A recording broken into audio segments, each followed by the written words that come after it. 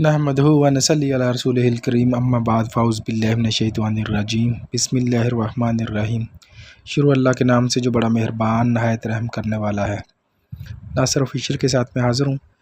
آج کا عنوان ہے خواب میں مردہ دیکھنا، یا خواب میں مردے سے باتیں کرنا، یا خواب میں مردہ جو ہے آپ کو کوئی چیز آپ اس سے لے رہے ہیں یا آپ اس کو دے رہے ہیں، تو ایسی صورت میں کیا اس کی تعبیر ہو سکتی ہے، آج اس کے حوالے سے ہم بات کریں گے۔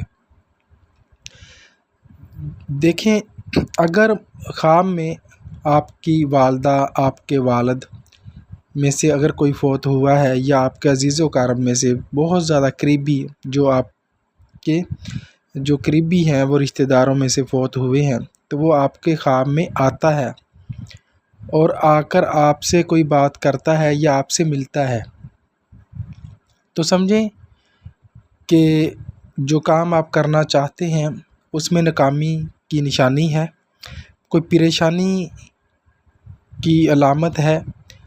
کوشش کریں کہ جو ہے اگر ایسا کوئی خواب آتا ہے تو صدقہ کیا کریں۔ جب بھی کوئی ایسا شخص جو آپ کا قریبی رشتہ دار ہو اور اس کا انتقال ہو گیا ہو اور وہ آپ کے خواب میں آتا ہو، کوئی بھی چیز یا آپ اس سے لے رہے ہیں یا وہ آپ کو دے رہا ہے، یہ پریشانی ہی کی علامت ہوتی ہے کہ ایک مردہ انسان جو ہے جو کل انتقال کر گیا ہو وہ آپ کے خواب میں آ رہا ہو، تو وہ آپ کے لیے وہ ٹھیک نہیں ہے۔ اس کی بہت ساری صورتیں ہو سکتی ہیں، لہٰذا بہتر یہی ہے کہ میں اس کی ڈیٹیل میں نہیں جانا چاہتا۔